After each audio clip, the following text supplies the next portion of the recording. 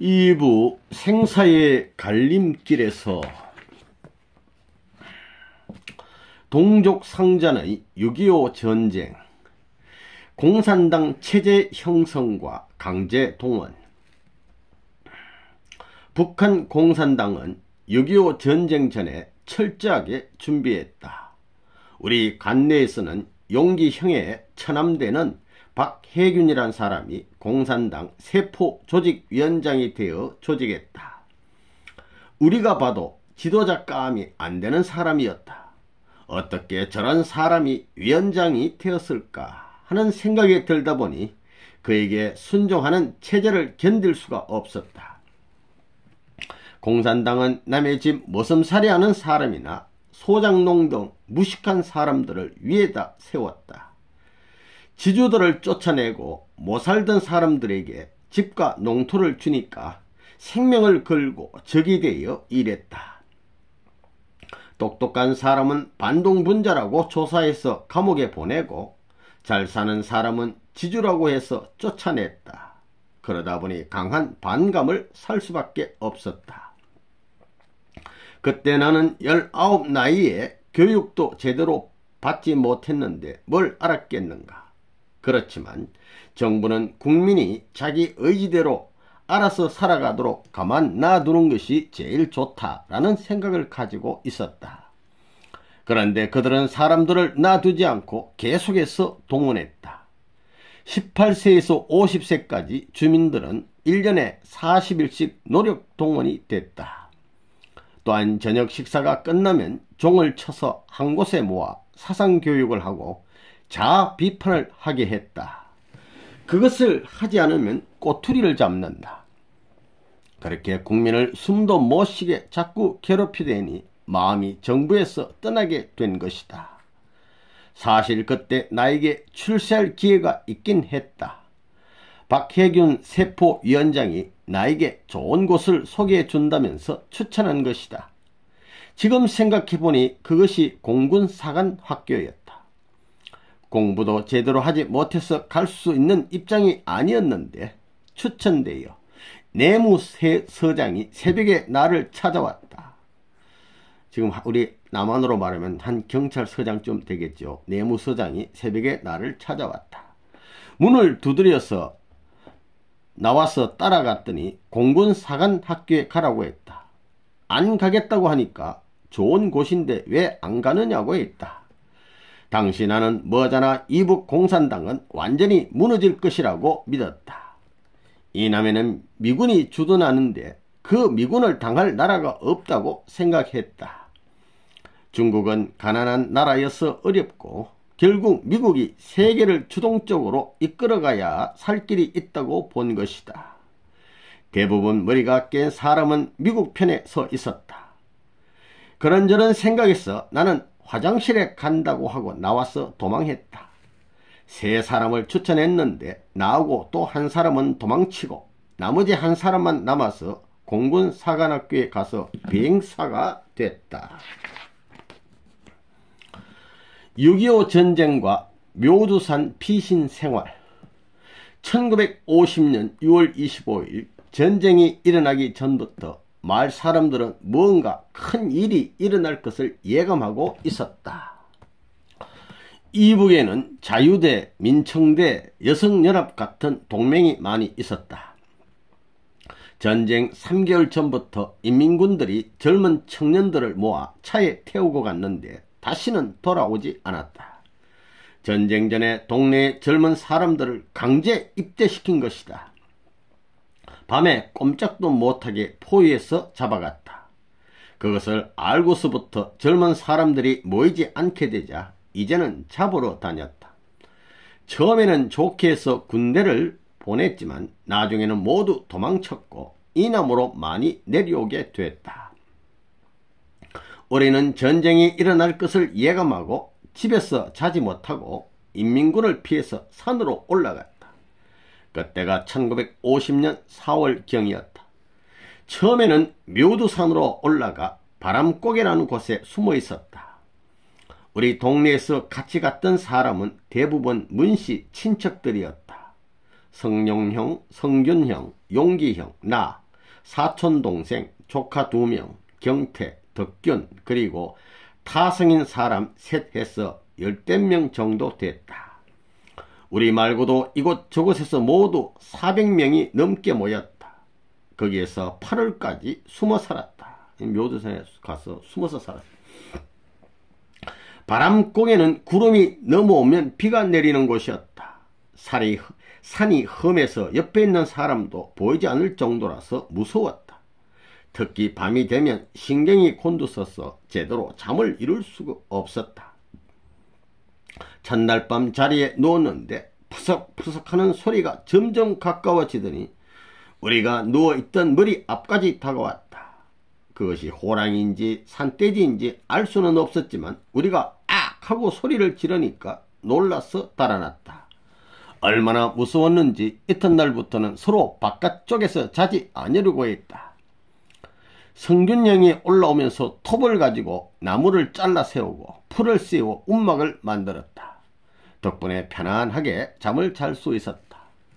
다음날 아침에 일찌감치 일어나 밥을 해 먹었다.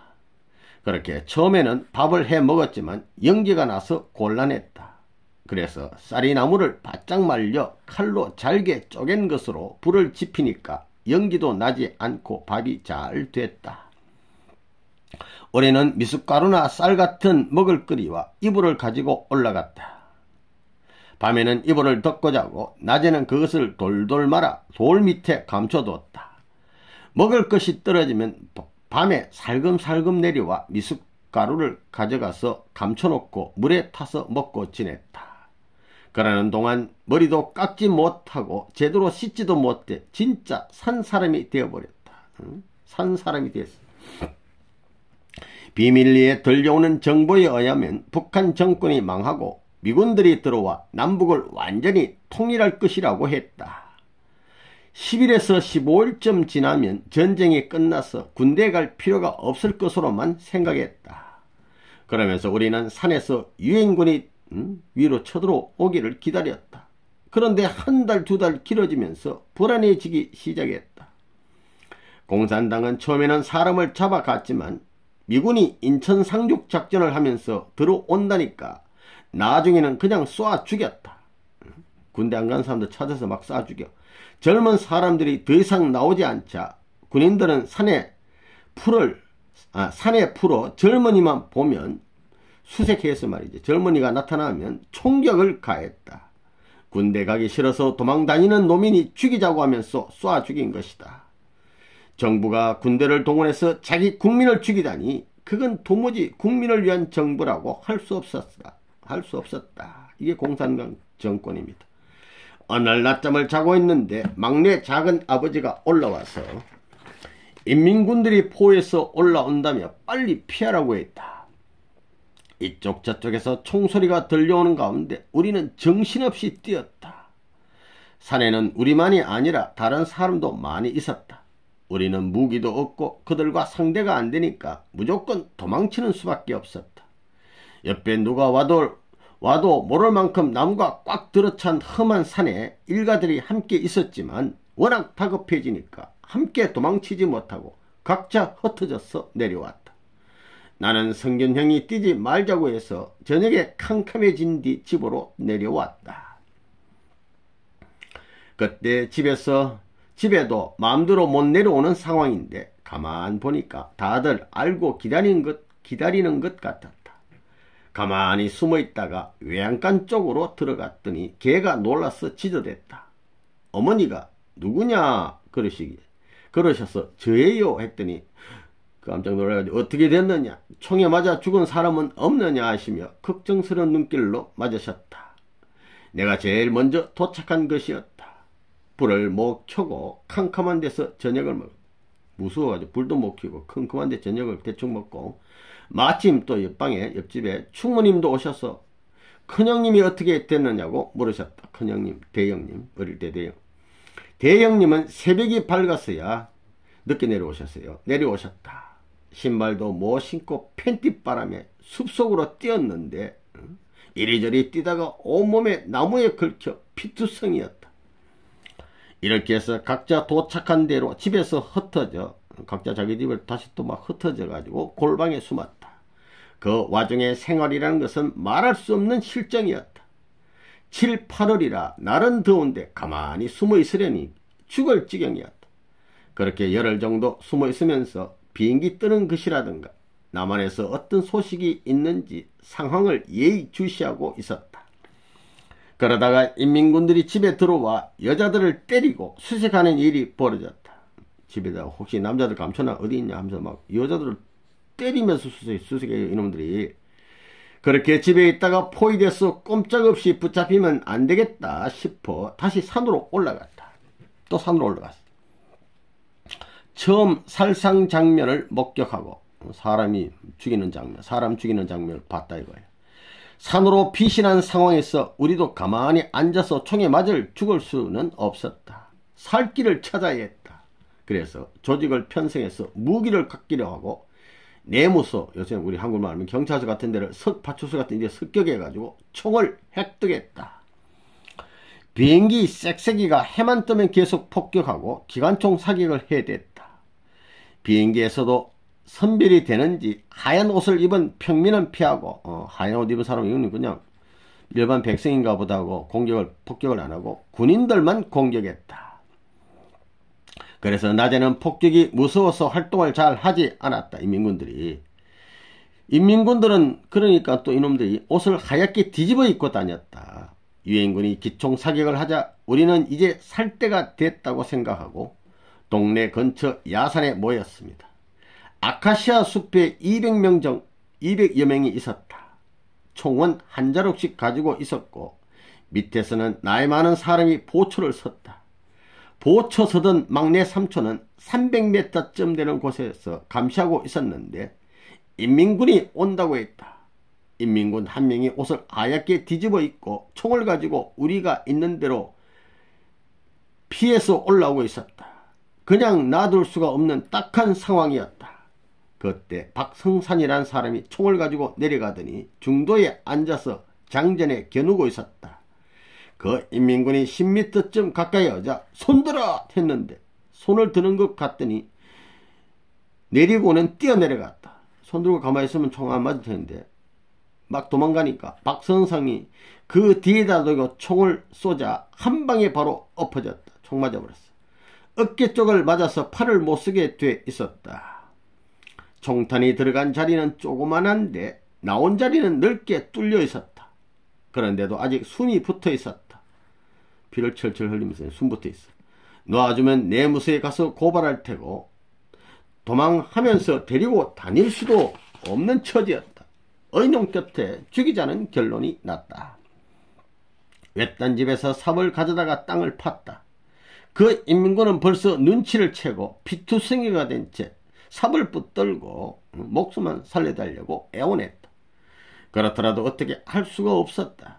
그 사람이 뒤로 구르는데 총탄 2발을 쏘니까 다시 꼬꾸라졌다. 그래서 그 고랑에 묻었다. 아직 숨이 붙어있는 채로 묻다 보니 우리가 돌아서자 무덤이 쪼개졌다. 움직여가지고 무덤이 막 쪼개졌다. 그 장면을 보고 돌아오는데 그날은 잠도 오지 않고 밥맛도 없었다. 사람 죽이는 것을 처음 본 것이다. 훗날 북한 당국의 초청을 받아 고향에 갔을 때 정말 섬찟한 장면이 있었다. 충모님과 어머님 산소 위가 바로 그 인민군을 쏴 죽인 아카시아 숲이었다. 충모님과 어머님 산소 그 위쪽이 바로 그 자리였단 말이야.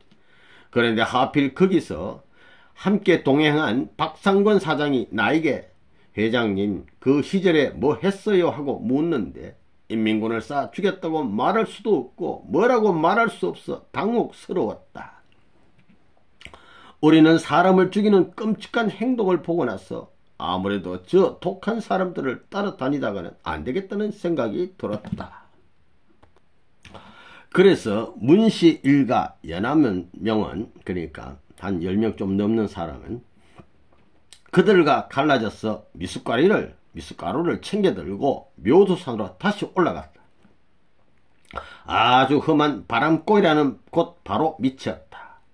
내려갔다가 다시 올라오니 더욱 심란했다. 마음이 심란해.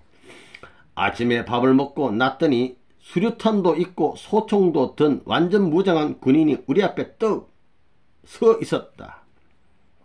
우리는 10몇 명이나 되고 그는 하나였다.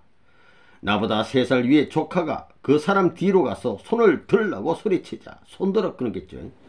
대항하지 않고 손을 번쩍 들었다. 그래서 무기를 회수하고 무기 딱 뺐고 정명을 보니까 같은 문씨였다. 그 사람은 자강도 산골에 사는데 그 옆에 그 평안북도 이쪽으로 자강도 산골에 사는데 군대에 늦게 강제로 나왔다고 했다. 이 사람도 뭐 강제 소집이 됐다는 얘기예요. 어떻게 여기에 왔느냐고 물었더니 군대에서 탈영해서 고향집으로 가는 길이라고 했다. 정체를 알 수 없는데 죽일 수도 없어서 데리고 다녔다. 이 말이 진짜인지 거짓말인지 알 수가 없잖아요. 집으로 내려가서 용기형 바지 저고리를 가져다가 군복을 벗기고 갈아입혀 같이 밥을 해 먹이고 데리고 다녔다. 밤에 우리끼리는 믿고 자는데 이놈이 무슨 짓을 할지 몰라 걱정이었다. 결국 교대로 보초를 서야 했다. 옆에 사람을 쿡쿡 찔러서 대충 돌아가며 불침번을 서는데 하루 2번 순번이 돌아와도 날이 새지 않았다. 한 달을 데리고 다니다 보니 죽을 지경이었다. 이거 좀 뭐 어떻게 해야 되나, 부담스럽잖아. 얼마나 부담이 되고 불편한지 몰랐다. 그렇게 신경 쓰며 데리고 다니다가 나중에 유엔군이 들어와서 내려갔을 때 군대 갔다 온 사람이 누구냐라고 하자 그 인민군이 손을 들었다. 그래서 차로 싣고 데려갔다. 가고 나니 그렇게 가뿐할 수가 없었다. 이건 이제 나중 얘기고. 태천 송방골 피신 생활. 산에 숨어있는 동안 앞이 막막한 상황에서 더 이상 길이 안 보였다. 공산당은 자수하면 용서해준다고 해서 결국 나는 마음을 비우고 인민군대에 갈 것을 결심하고 집으로 돌아왔다. 이 공산당 말 믿으면 안 돼요. 자수한다고 살려준다고 나한테는 또 안 살려줄 수도 있어요. 참 아버님이 옛날 뱀장어를 잡으셨던 그 늪에서 목욕했다. 이 산에서 내려와가지고 찢지도 못한 사람 씻고 목욕을 하니까 얼마나 시원하고 좋은지 고민되던 마음도 완전히 비워졌다. 그렇게 집에 와서 군대에 갈 준비를 하고 있었다. 나보다 1살 아래인 경구 작은 아버지의 아들 용환이가 자기도 따라가겠다고, 자기도 군대 가겠다는 거야. 그러자 작은 어머니가 용환이 없으면 못 산다고 울면서 나를 붙잡았다. 옆에 계시던 우리 어머니도 죽을 때 죽더라도 지금은 군대 가지 말고 피하라고 재촉했다. 어머니 말씀 들어야 돼. 성전짐이 계신 분. 하는 수 없이 나는 다시 미숫가리와 쌀을 끓여가지고 저녁에 산으로 올라갔어. 이미 묘도 사는 군인들이 사사시 막 뒤졌죠. 뒤진 뒤라 그거 가는 안 돼. 그래서 더 멀리 80리 떨어진 태천 송방골이라는 더 깊은 산골짜기로 찾아 들어갔어. 거기에 먼 일가가 산다고 해서 막내 작은 아버지가 데려다 줘서 간 것이다. 내가 송방골로 들어갈 때쯤 큰 집에서는 대형님이 군대에 징집돼 큰 형수가 울고불고 초상집이 되었다. 남편이 이제 군대 끌려가면 이제 죽을지 몰라. 그러니까 막 지치수 형수님이 막 울고불고 난리가 났어. 그런데도 충모님은 끄떡하지 않고 슬퍼하지도 않았다. 충모님 뭔가 딱 아시는 게 계시니까 나는 뭔가 믿는 구석이 있으니까 저렇게 담담한 표정을 지으시는 것이 아닌가 생각했다. 그런데 이튿날 대형님은 군대에서 도망쳐 나와 송방골로 오셨다. 산에 도망가 있는데 그걸로 또 올라오셨어. 군에 접수하고 중간에 도망쳤다고 했다. 접수는 했기에 군대에 간 것으로 돼 있는 것이다. 그렇게 우리 집안은 아무도 인민군대에 가지 않았어요. 문씨들은 그런 데 안 가. 문씨들끼리 뭉쳐서 피해 다니며 숨어 지냈다. 송방골은 태천, 구성, 박천, 정주가 만나는 접경지였다. 정주군 쪽에서 토벌이 나온다고 하면 태천군으로 넘어가면 되고, 태천군에서 토벌이 나온다고 하면 박천군으로 피하면 되고 아주 좋은 것이다. 거기는 집도 없고 짐승들밖에 보이지 않았다. 묘도산보다 더 험한 산골에서 그 먼 데를 또 숨어 있다고 충모님이 가져다 주시는 미숫가루며 쌀을 가지고 6명이 밥을 해먹고 지냈다. 이게 또 우리 충모님이 이 동네 청년들한테 쌀 갖다 주고 거기서 새 잡는 것에 재미를 붙였다. 송방골에는 꽥꽥하고 날아다니는 어치라는 새가 많았다. 그것을 잡아서 틀을 뽑고 짭짤하게 반찬으로 만들면 참 맛이 있었다.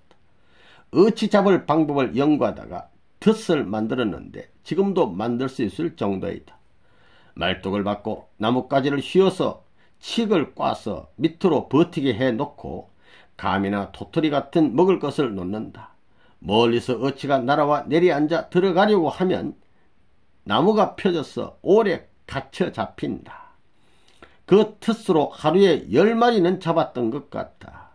그러는 가운데 어느새 9월, 10월 추수기가 되었다. 산다래가 이걸 무렵이어서 많이 따먹었는데 너무 많이 먹어서 혓바닥이 쩍쩍 갈라지기도 했다. 우리는 덮는 포대기 하나만 가지고 다녔다. 옷도 입고 신발도 신은 채로 포대기를 덮고 자다가 아침에 일어나면 말아서 돌 밑에 감춰둔다. 또 저녁이 되면 덮고 배만 가리고 잤다. 자고 일어나면 서리가 내려서 사람이 들어누운 자리만 남기고 주위가 하얗게 되어 있었다. 날은 갈수록 점점 추워지는데 겨울에는 어떻게 해야 할지 걱정이었다. 산 사람이 신세를 면치 못한 입장이 되었습니다. 이렇게 하다가 전쟁 포로가 되다. 치안대 활동과 중공군과의 접전. 유엔군이 박천까지 왔다는 소문이 들리는 가운데 비행기는 계속 폭격하고 있었다. 마음이 얼마나 초조했는지 몰랐다. 그러던 차에 마침 유엔군이 왔다는 연락이 왔다. 10월 28일이었는데 그 날짜가 아직도 잊히지 않는다. 내일 모레면 유엔군이 정주에 들어온다고 해서 집으로 내려가자고 했다. 비행기가 뜨고 폭격을 맞아 난리가 났는데도 하나도 무섭지 않았다. 대낮인데도 보따리를 쥐고 콧노래를 부르면서 산에서 내려왔다.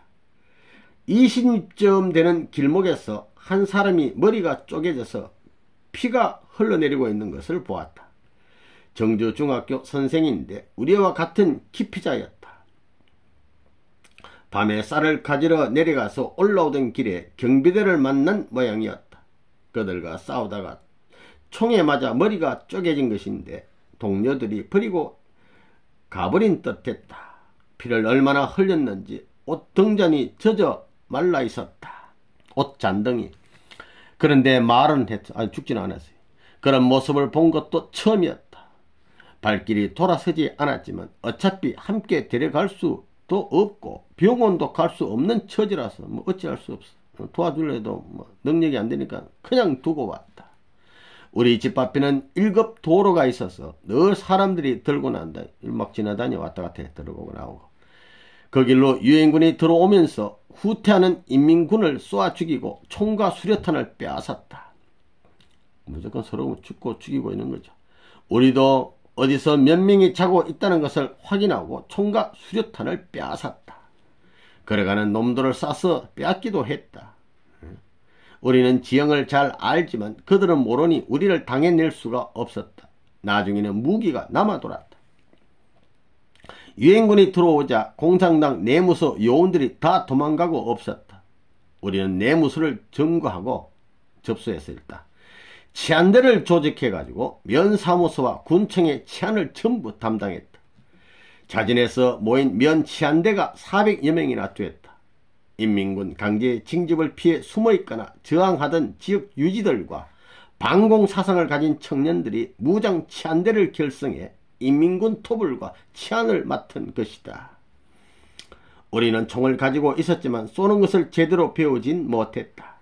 마침 총 분해를 할 줄 아는 사람이 있어서 서로 배우고 총 쏘는 것도 가까스로 배웠다.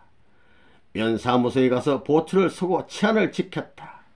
이제 상황이 완전히 뒤바뀌어 치안대가 쫓겨다니던 사람들이 인민군을 잡으러 다녔다. 상황이 역전됐어. 면소대지 창고에는 각 마을에서 잡아온 뺄갱이들이 꽉 차 있었다. 여자들이나 노인들도 많았다. 인민군들이 젊은이들을 많이 죽이고 갔기 때문에 그에 대한 보복으로 관련자들을 데려다 놓고 때리고 많이 죽였다. 치안대를 하던 때 우리 친구들도 많이 또 사람을 죽였답니다. 그런데 사흘째 3일 밤을 지내고 나니까 지나고 일어나 보니까 유엔군이 진격해 올린 유엔군이 계속 진격해야 되는 판인데 도리어 밤사이에 후퇴하고 말았어요. 없어졌어. 후퇴하고. 유엔군을 믿고 치안대를 조직해서 하는 일인데 나서서 한 일인데 실로 난감한 상황이었다. 큰일 났구나 싶었다. 중공군이 정주 엄내에 새카맣게 많이 들어와서 진을 치고 있었다는 소식이 들려왔다. 이제 중공군들이 중국에서 우리 한국 전쟁에 가담된 겁니다. 이놈들이 중공군은 피리 소리, 징소리, 꽹과리 소리를 내면서 인해 전술로 내려왔다.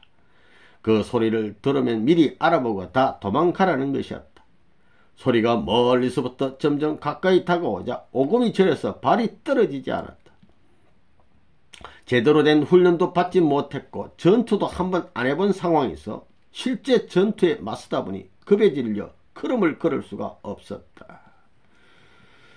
우리 동네에 박병밀이라는 사람이 있었다.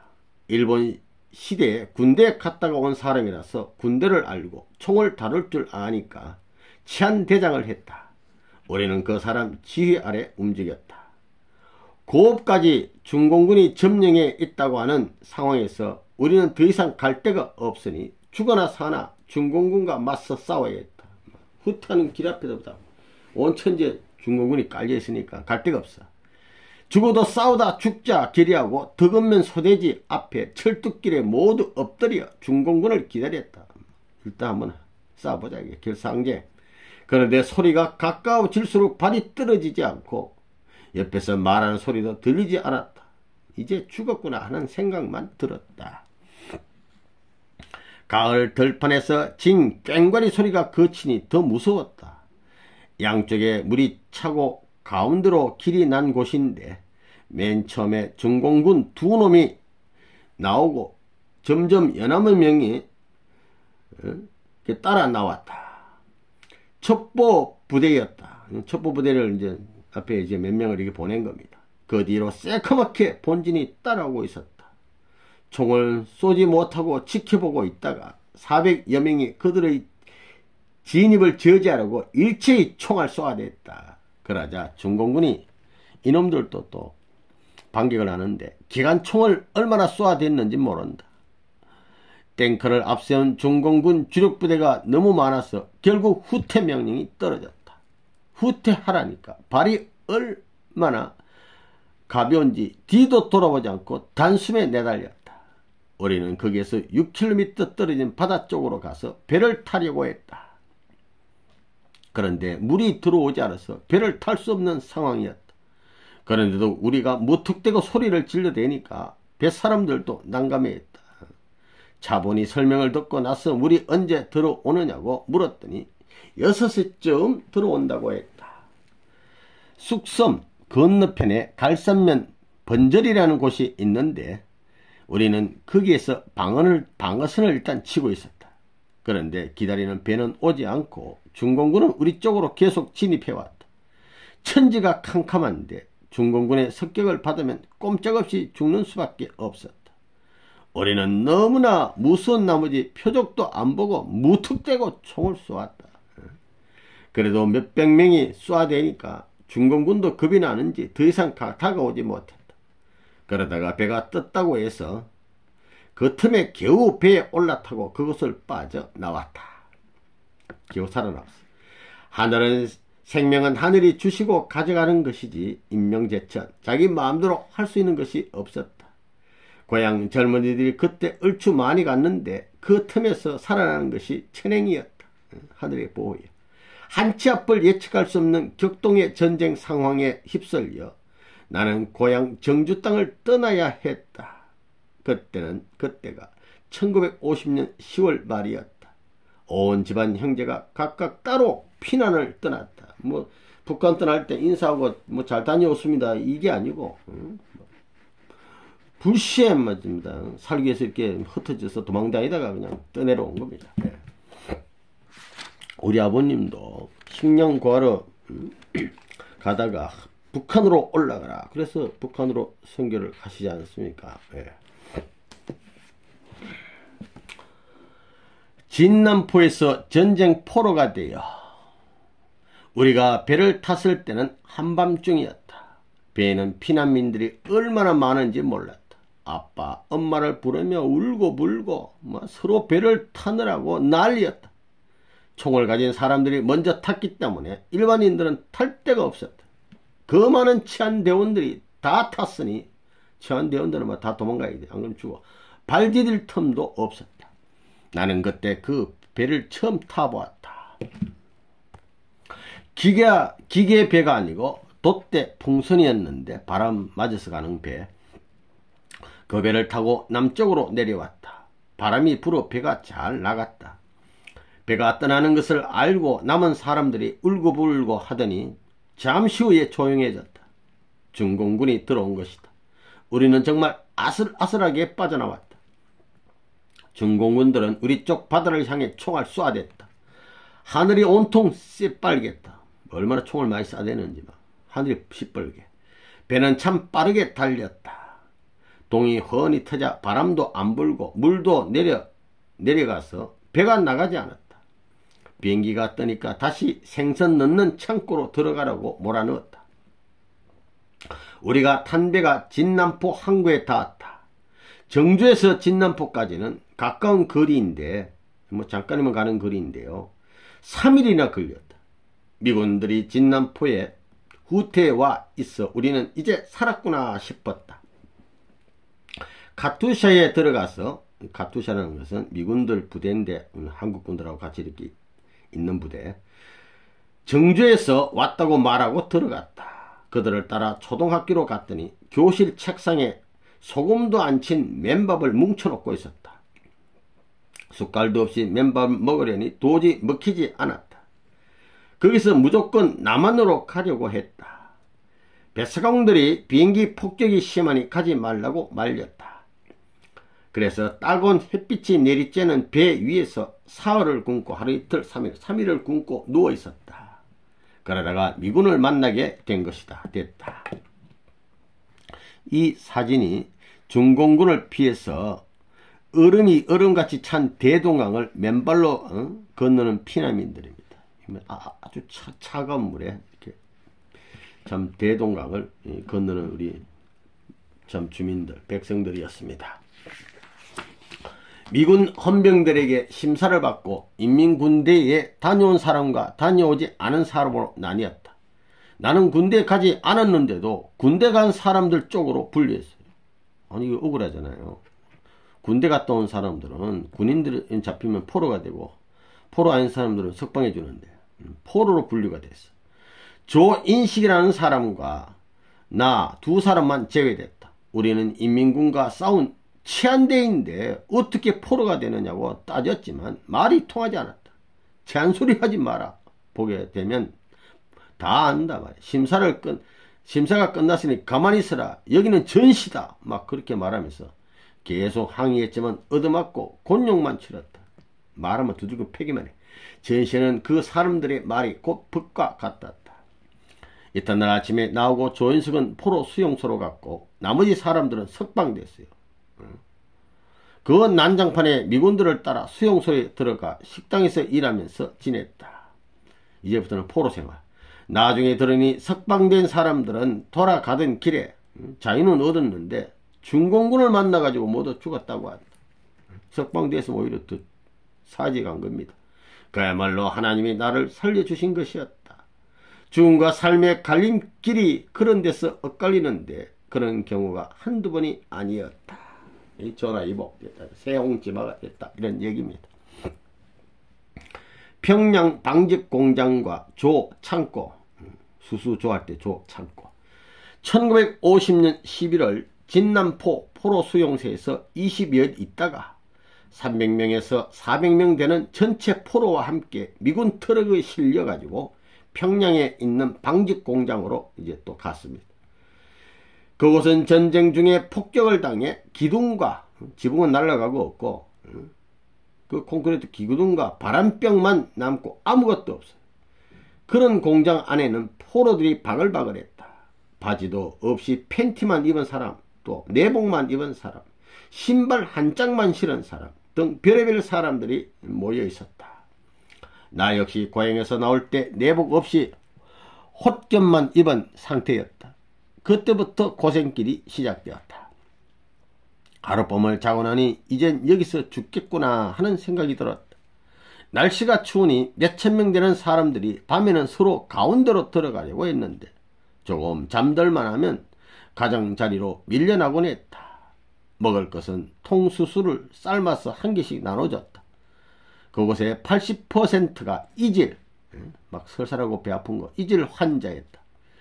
제대로 먹지도 못하고 옷은 얇은데 찬바닥에 자니까 이질 환자가 많이 생긴 것이다. 피똥만 누게 되니 화장실이 온통 피투성이었어. 아침에 일어나면 열댓 명이 죽어나갔다. 사람들은 막 죽어. 대부분 나이가 많은 사람이었다. 방직회사 이제 가다 놨는데 방직회사 처녀들도 폭격으로 많이 죽었어. 아이고 이 불쌍한 처녀들도 죽었고 가만히로 덮어놓고 있었다. 매일 아침 시체를 트럭으로 싣고 나가 묻었다. 그 시체를 버리는 작업도 서로 하겠다고 나섰다. 시체를 묶고 오면 솥 밑바닥에 수수탄 누룽지를 한 움큼씩 줬는데, 그것도 탄 걸 주는데 그것을 얻어먹으려고 경쟁이 치열했다. 병원은 있어도 약이 없었다. 환자라는 것이 대부분 이질 환자였는데 나중에는 약이 들어와서 그나마 환자가 많이 줄었다. 이 약을 하루 2번씩 쳐줬는데 들락거릴 때마다 무조건 뿌려주니까 막 사람한테 막 뿌리는 거야. 그러니까 면역이 생겨서 나중에는 이가 죽지도 않았다.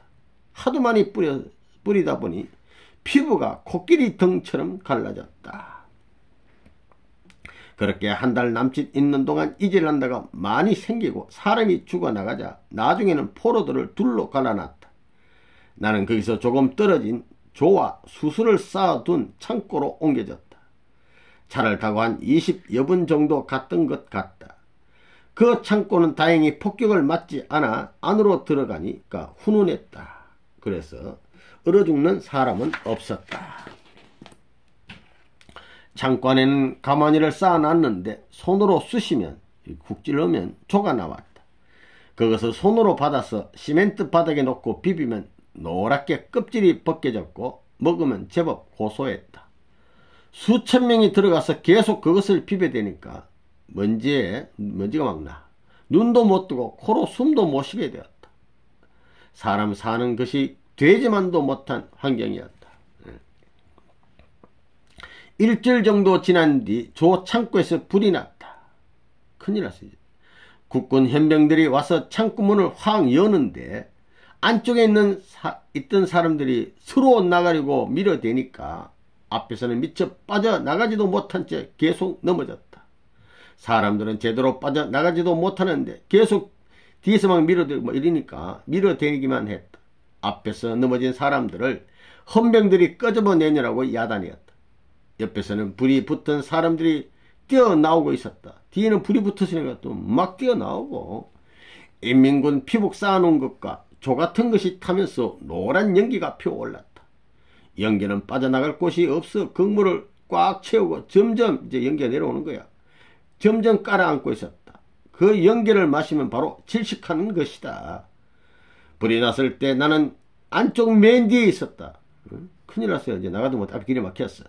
나하고 뒤에 있던 몇 사람이 방법이 없잖아요.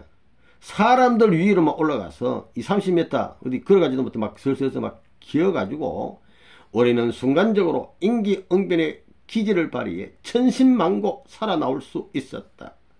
꼼짝없이 죽을 줄 알았는데 장도라는 사람의 도움으로 간신히 그곳을 빠져나올 수 있었다. 그날 얼마나 많은 사람이 죽었는지 모른다. 태반은 불에 타서 죽었다. 그야말로 전시의 죽음은 개죽음이었다. 불에 타서 죽었으니 누가 죽었는지 흔적조차 남지 않아 조사도 하지 못했다. 미군들은 건물에서 빠져나온 사람들을 수습할 방법이 없어서 차에 실어 기차역으로 데려갔다. 그리고 그날 밤에 시멘트 싣는 기차 화물칸에 막무가내로 짐짝처럼 밀어넣었어. 겨우 살아났는데 또 어떻게 이 사람들 처리할고 해가지고 안되니까 화물칸에다 집어넣고 물장과 사람들을 채운 채 한 발짝도 못 움직이게 밀어넣고 밖에서 자물쇠를 채웠다. 화물칸 안에는 햇빛이 들어오지 않아서 낮에도 캄캄했다. 밥도 안 주고 먹을 것도 없었다. 감기만 걸려도 죽기 실상이었다. 그 안에서 대소변도 해결해야 했다. 소변이 마르면 움직일 수도 없어. 그 자리에서 싸니까 옆 사람이 옷이 젖었다가 좀 있으면 마른다. 돼지나 사람이나 다르지 않는 상황이었다. 이렇게 이제 고생을 하시다가 잘못하면 죽어요. 인천 포로 수용소. 11월 29일 밤 평양에서 기차를 타고 떠났다. 가다서기를 거듭하며 사흘 만에 도착한 곳은 인천이었다. 12월 초순 저녁 10시쯤에 하인천역에 내렸다. 우리 화물칸에서만 이동하다가 세 사람이 죽어 있었다.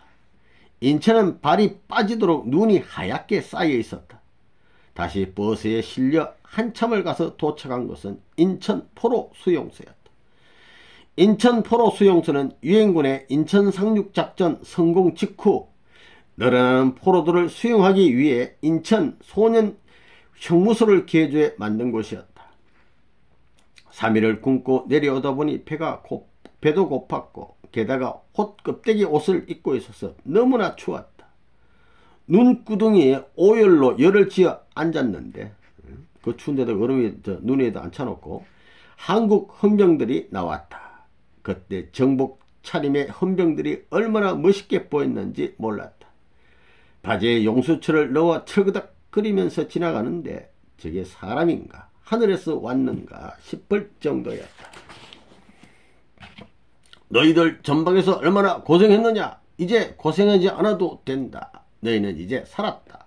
한 현병이 앞으로 나오더니 대한민국에서는 적이 없고 어쩌고 저쩌고 하면서 한참 연설을 했다. 배가 고프니까 밥은 많이 줄 테니 내 말 잘 들어라. 잘 안 들으면 권총을 쏜다. 전부 질서를 지켜라 하고 엄포를 놨다. 큰 밥통과 국통을 마당에 갖다 놨는데 모락모락 김이 나니까 보기만 해도 기운이 났다.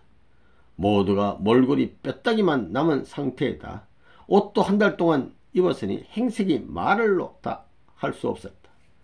그런 와중에 밥을 보니까 눈이 번쩍 뜨이고 생기가 돌았다. 헌병이 이만큼 밥을 주면 살만하지 하자 모두가 예 하고 소리를 쳤다. 나는 맨 앞에 앉아 있었다. 헌병이 나와 밥 줄게 해서 일어나서 나갔더니 받아 하면서 밥을 쏟아줬다. 그때 나는 단추 5개 달린 학생복을 입고 있었는데 갑자기 밥을 받을 데가 없어서 웃옷을 펴서 받은 옷에다가 받았어. 밥 한 주걱을 크게 퍼주고 그 위에 국을 쏟아줬다. 그럼 뭐 밥을 통과해서 밑으로 흐를 거 아닙니까? 고추장과 된장도 거의 다 퍼담아주고 새우젓 넣은 묵국을 쏟아주는데 뜨거운지도 모르고 쏟아질까봐 가까스로 받았다. 배가 고프니까 놓칠 수가 없었다. 조심스럽게 광장 불빛 아래로 가서 앉아서 먹었다. 뜨끈뜨끈한 것을 받으니 기분이 얼마나 좋은지 몰랐다. 굶다가 먹으니까 먹는 게 아주 귀하게 느꼈다. 정신이 버쩍 나면서 살았구나 싶었다. 떠먹을 숟가락도 없고 젓가락도 없어서 손으로 퍼먹다시피 했다. 그런데 음식이 하도 짜서 많이 먹을 수가 없었다. 어떻게 해서 조금 먹고 나니 목이 메여 더 이상 넘어가질 않았다. 그렇다고 버릴 수는 없었다. 국물은 밑으로 쏟아져서 바지가 다 젖었다. 식어가는 음식을 쥐고 벌벌 떨었다. 날씨는 추워. 그런데 앞사람에게 밥을 너무 배식을 잘못해가지고 앞사람들한테 밥을 너무 많이 퍼주니까 뒤에 있는 밥이 모자란다. 3분의 1쯤은 밥을 먹을 수 없게 됐어요. 전체를 잘 배식을 했는데 한 3분의 2 주고 나니 밥이 뚝 떨어졌어. 배식하는 놈 죽이라고 욕하고 밥통을 뒤집고 난리가 났어요. 그런 와중에 옆에서 한 사람이 하도 욕을 하고 야단해서 내가 남은 밥을 털어줬다. 옷 위에 있는 거 털어줬어. 그 사람은 고마워서 어쩔 줄 몰라 했다. 소란스럽게 밥을 먹고 나서 또 이제 땅을 파고 천막을 쳤다. 그런데 출입문이 없었다. 위에 공기통을 찢어 사다리를 놓고 사람들을 올려 무구덩이에 집어넣듯이 몽둥이를 치면서 막 집어넣었어. 들어갔더니 사람이 발에 닿았다. 아는 사람들이 꽉 차서 제법 따뜻했다. 그렇게 해서 첫날 소년 형무소의 밤을 맞았다. 3일을 굶다가 빈속에 짠 새우젓과 된장 같은 것을 먹었더니 얼마나 갈증이 나는지 잠을 잘 수가 없었다. 배고픈 것에 비할 바가 없이 고통스러웠다. 그대로 죽을 것만 같아서 하는 수 없이 물을 얻어 먹으려고 천막을 찢고 막 찢어놓고 이제 기저까지 기어 나왔어. 밖으로 나왔더니 물 먹고 싶은 사람이 벌써 식당 앞에 줄을 서 있었다. 식당으로 들어가 헌병에게 물 한 모금만 달라고 간청했다. 밥에 먹을 물도 없는데 너희 먹일 물이 어디 있냐? 헌병이 꽃갱이 자루를 들고 때리려고 했다. 나뿐이 아니었다. 모두가 도망갔다가 또 오고 그렇게 때리려면 도망가고 와서 또 사정에 물 좀 달라고 그렇게 물을 달라고 난리였다. 그래도 갈증이 가시지 않아 여기저기를 헤맸다. 어디 물 없나 찾아봤어. 마침 헌병이 잠시 나오는 틈에 그 자리 비오는 틈에 안으로 쓱 들어가서 쌀뜨물 통에 머리를 박고 물을 마셨어요. 쌀뜨물, 물 씻은 물 있잖아요. 그 어디 모아놓은 건데 그다 대고 막 퍼마시고 그제야 살 것 같았다. 한 사람이 들어가니까 모두가 달려들었다. 어느새 어물어물 새벽이 되었다. 그러자 외국으로 이동할 사람은 정문에 나와서 앉으라고 했다. 배를 타고 외국으로 간다고 했다. 그때 내가 무슨 생각을 했는지 정문에 나가 앉았다가 차에 올라탔다. 큰 컨테이너 차량 수십 대가 오더니 사람을 실었다. 어차피 고향에 돌아가기는 틀렸으니 외국에 나가 있다가 한반도에 평화가 찾아오면 다시 오려고 생각했던 것이다. 사실상 그때 중공군의 남진으로 인천 포로 수용소가 폐쇄되면서 우리는 다른 데로 이송되는 상황이었다. 인천에서 이제 부산으로. 나는 인천 부두로 실려나가 배를 기다리고 있었다. 거기서 참 아버님과 비슷한 연배의 강영찬이란 고향 사람을 만났다. 그러니까 한 12세 정도 많은 사람. 고향에서 미군들에게 10대 명이 붙들려 왔는데 그 사람은 거기서 갈라져 여기에 온 것이다. 처음에는 나를 몰라봤다. 오랫동안 씻지도 못하고 행색이 많이 아니었으니 얼른 알아보기 어려웠을 것이다. 그 사람 역시 수용소에서 한 달 동안 지내면서 완전히 뼈만 남은 험한 몰골이었다. 그는 나무도 잘 올라갔다 내려가 타고 농담도 잘하던 사람이었다. 누구냐고 해서 어디에 아무개라고 했더니 그제야 알아봤다. 우리는 서로 부여안고 울면서 고향 사람 만났으니 고향에 돌아가는 날까지 떨어지지 말고 같이 다니자고 다짐했다. 떨면서 배를 기다리는데 큰 배는 부두까지 들어오지 못했다. 300~400명 타는 철선이 와서 조그만 철로 된 배가 와서 우리를 실어 큰 화물 함대로 날랐다. 와이어 줄 사다리를 타고 화물선으로 올라갔다. 건물 3~4층 높이로 올라가다가 떨어지면 죽을 것만 같았는데도 어떻게 올라갔는지 모르게 올라갔다. 배 안에서는 쉽게 내려갈 수 있게 해놔서 무사히 내려갔다. 배 안은 완전히 침칸인데 딱딱한 소금이 많이 쌓여 있었다. 하도 배가 고파서 먹을 것이 없나 하고 찾아보니 다시마 통조림 2개가 있었다. 처음 보는 것인데 찢어서 먹어보니 먹을만했다. 배고플 때 먹자면서 강년창 씨와 둘이 하나씩 가지고 있었다. 그런데 5일 동안 배가 떠나지 않았다. 그동안 먹을 것도 물도 주지 않아서 아무래도 굶겨 죽이려나 보다 싶었다. 놀상 굶기고 이런 됩니다. 5일 만에 큰 물통 5개가 내려왔다. 모두가 죽은 사람처럼 낙담해 있다가 물통을 보니 손뼉을 치며 반겼다. 줄을 서서 한 모금씩 받아 먹으니 그제야 좀 살 것 같았다. 조금 있다가 밥통이 내려오고 국통도 내려왔다. 이어서 흑인 미군 5명이 내려와 카빈총을 들고 한쪽으로 몰아세웠다. 한 사람씩 나오라고 하더니 반찬 없는 밥 한 주먹과 수수 삶은 것 하나씩 나눠줬다. 그런데 언제든 질서가 문제였다. 이미 받아먹은 사람은 돌아 나가면 되는데 받아먹고 와서 또 설거면 중간에 끼어. 배가 고프니까 다시 줄로 들어오는 바람에 자꾸 줄이 많아졌다.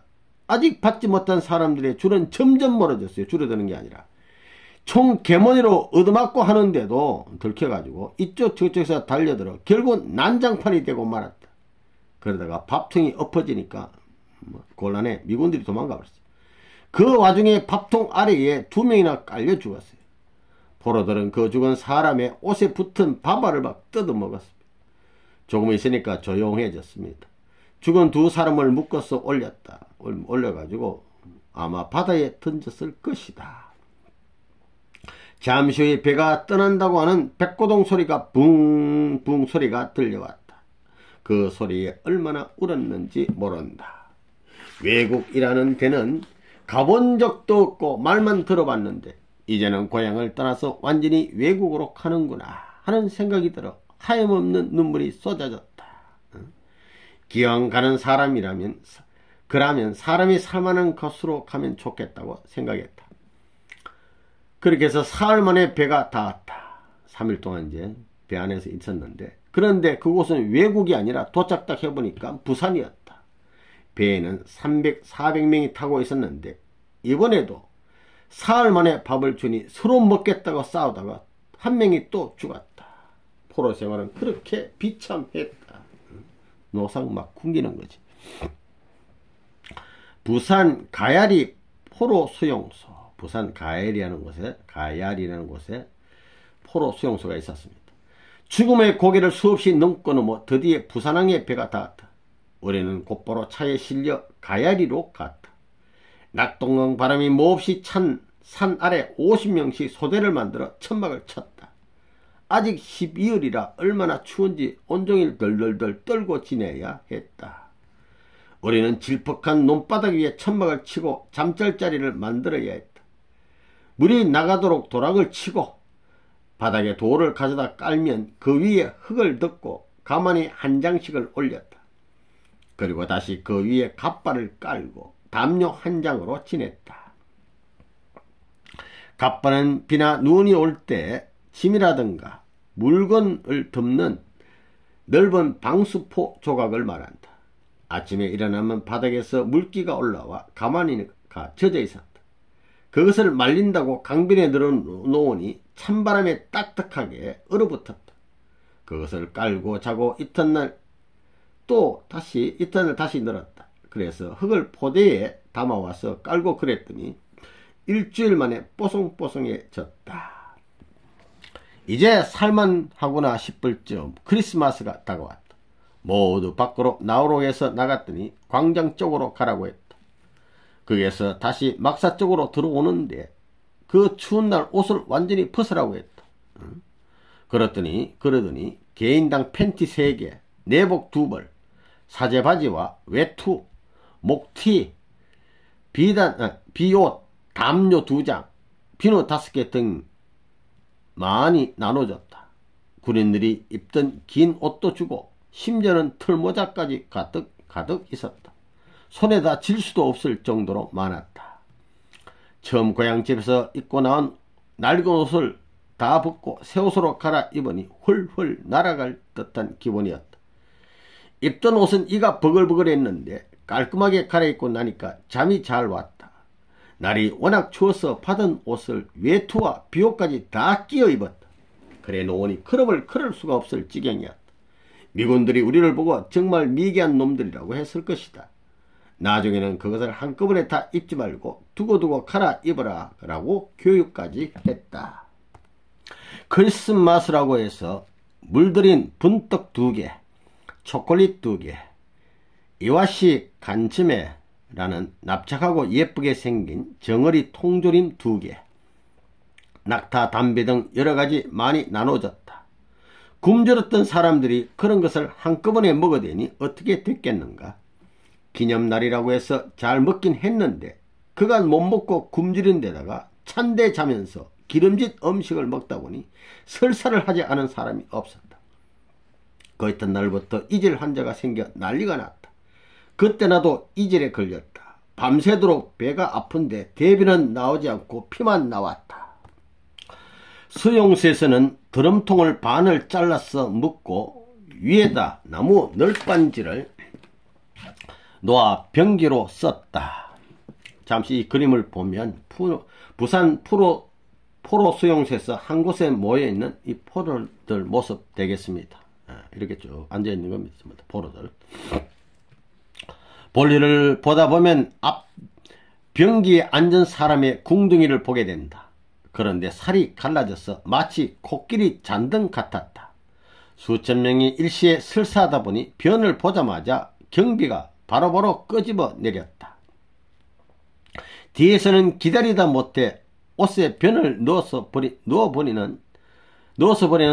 되는데 그렇게 하면 빨래도 못해서 수십 트럭을 싣고 나갔다. 그러다 보면 또 이질이 걸렸다. 그렇게 연일 핏똥을 싸는 와중에 아침에 일어나면 포로들이 10대명씩 죽어갔다. 사람이 막 죽어나가는 거야. 그러면 담요에 둘둘 말아서 자동차에 싣고 가서 산꼭대기 공동묘지에 쓸어 넣어 묻곤 했다. 그 일에 동문대 나갔다 오면 식당에서 누룽지 한 사발씩 준다. 그러니 그것을 타 먹으려고 서로 나가겠다고 싸웠다. 너무나 비참해서 볼 수가 없었다. 어느 날 아침에 환자들은 다 모이라고 해서 나가보니 모두가 환자였다. 전시에 병원이라고는 있긴 하지만 약은 부족하고 환자는 너무 많았다. 담요를 쓰고 나가 앉았는데 헌병이 한 사람을 보고 너 어디 아프냐 하니까 설사하고 이질 이렇게 얘기하니까 대답했다. 나와서 엎드려 고쳐줄게. 헌병은 몽둥이를 가지고 그 환자를 냅다 갈겼다. 그리고 나서 어때? 다 나았어? 하니까 예, 다 나았어요 하고 쏜살같이 들어갔다. 다음 너 나와 하니까 난 다 나았어요. 다들 이렇게 말하고 비실비실 도망쳤다. 이튿날도 다시 환자 모여 하는데 헌병이 몽둥이를 가지고 나오니 환자들이 하나도 없었다. 밤에는 사람들이 모여있으니 불을 안 피워도 훈훈했다. 그런데 아침 7시가 되면 천막을 올리라고 했는데 강바람이 싱싱 불어와 너무나 추웠다. 나는 강영창과 아까 그것으로 만난 사람 같은 소대에 있으면서 담요도 같이 덮고 지냈다. 그리고 수용소 안에서 나이 60이 넘은 동네 영감 몇 사람을 만났다. 정주 동네 참 아는 분들 만났다. 미군들은 포로들을 그냥 쉬도록 놔두지 않고 작업을 내보냈다. 우리는 가야로 나가, 이 가야로라는 그 길거리 글로 나가서 목재를 부려서 내리고 쌓고 옮기는 작업에 투입됐다. 그런데 작업장에서 흑인 미군 한 녀석이 얼마나 사납게 구는지 닥치는 대로 사람을 때렸다. 그 녀석이 오면 이리저리 피하면서 쫓겨다녔다. 작업만 나가면 계속해서 포로들을 괴롭혔다. 작업장에는 합판을 차곡차곡 높다랗게 쌓아놨는데 길고 짧은 것들이 섞여 있었다. 강영찬이 그 위로 올라가서 왔다 갔다 하다가 왜 그래? 가만히 있지. 다리를 헛디든 바람에 거꾸로 아래로 떨어졌는데 엉덩이 그 추운 날씨에 얼어붙은 바닥으로 떨어진 바람에 머리가 깨졌다. 그때 기독교 집사인 김찬선이란 사람이 작업복을 찢어가지고 대충 강영찬의 머리를 잡아맸는데 골이 하얗게 보였다. 골이 깨졌는데 살겠어요? 잠시 후 구급차가 와서 강영찬을 실어갔다. 수용소에 오가는 사이에 목사가 있어서 어떻게 됐냐고 물었더니 어렵다고 했다. 며칠 후에 또 물어봤더니 더 생각하지 말라고 했다. 저녁에 수용소에 들어와서 강영찬이 소지품을 개서 놔둔 것을 보니 참 안됐다는 생각이 들었다. 평생 옷은 안 사 입어도 된다고 좋아했는데 그것을 대대에서 와서 다 가져갔다. 사람 죽었으니까 다 해수간 거예요. 인천 부대에서 만난 지 불과 한 달도 안 되어 강영찬과는 그렇게 허망한 이별을 고했다. 그의 겨울을 거기에서 만난 고향 동네 노인들과 함께 났다. 이듬해 봄에는 외국으로 간다는 소문도 들렸다.